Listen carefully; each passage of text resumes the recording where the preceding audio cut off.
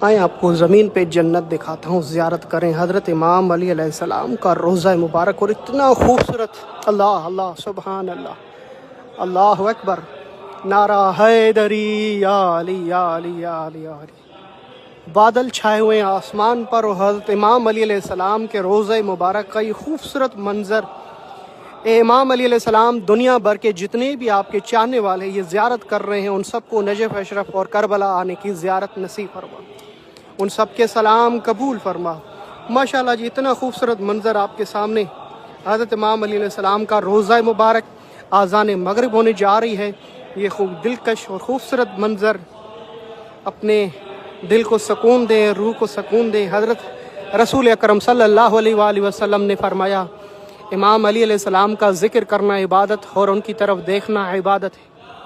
ماشاءاللہ، زینوا مجالسکم بذکر علی ابن ابی طالب، اپنی محفلوں کو علی کے ذکر سے منور فرمائیں۔ اللہ اللہ اللہ۔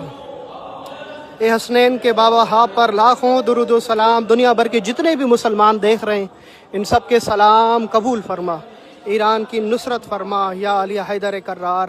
اندر سے آپ کو زیارت کراتا ہوں، یقیناً آپ کو دل کو سکون مل جائے گا انشاءاللہ۔ یہ دروازہ سونے اور چاندی کا ہے، یہاں سے اندر جیسے داخل ہوتے ہیں اسے لگتا ہے کہ ہیرا جواہرات دیواروں پہ لگائے گئے، سونے سے لکھا ہوا ہے علی مع الحق حق مع علی، رسول اکرم صلی اللہ علیہ وسلم کا یہ فرمان۔ اللہ اکبر۔ اللہ پاک آپ سب کو امام علی علیہ السلام اور ان کی اولاد ائمہ طہار کی زیارت، رسول اکرم کی مدینے میں زیارت نصیب کرے، الہی آمین۔ سبحان اللہ۔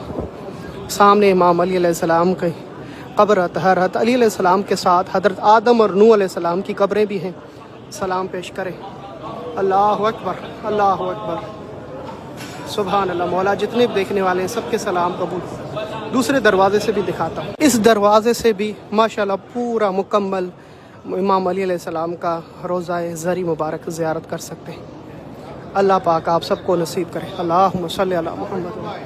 السلام علیکہ یا ابا الحسن یا مولا یا سید یا امیر المومنین، مومنین کے امیر اور مولا، آپ پر ہمارے سلام، آپ کے حسنین پر، رسول اکرم صلی اللہ علیہ وسلم پر ہمارے لاکھوں درود و سلام۔ سبحان اللہ، ماشاء اللہ، سبحان اللہ، اتنا خوبصورت۔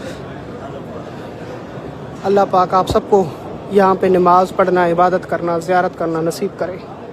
کیا شیعوں کے فقط حضرت امام علی علیہ السلام ہے؟ نہیں، ایسا ہرگز نہیں ہے۔ جو بھی انسان ہے اللہ کی طرف سے حضرت امام علی علیہ السلام سب کے اوپر حجت ہے، رسول اکرم کا جانشین ہے۔